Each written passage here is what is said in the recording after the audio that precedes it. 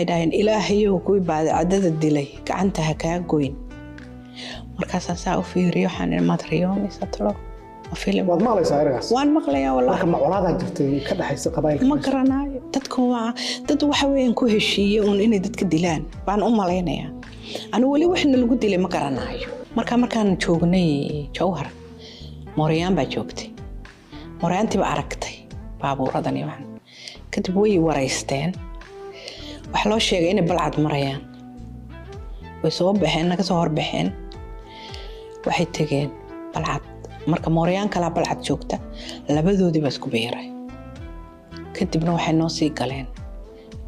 bridge-kii balcad buntada balcad ay galeen ma dhamaanto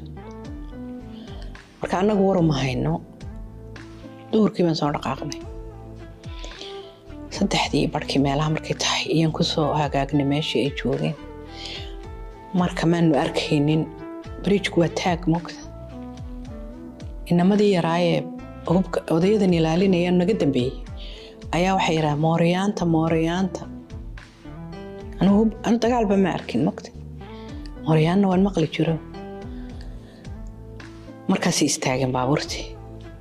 kaayaga u horeeyay Land Cruiser baa saarnay nin baa nagu soo baxay wiil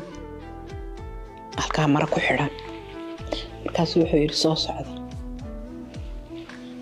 inamadii raba qaylinayaan hagalina baynalay kuwa ilaalada ha ku yaraan naga dambeeyay laakiin choice ma haysano waan ku dhex jirnaa hore aan dhaqaaqnay odayadana way isku hadlaynayaan waxay isleeyihiin nimanka idin dili maayaan dawladda caalamiyadeed ka tirsantihiin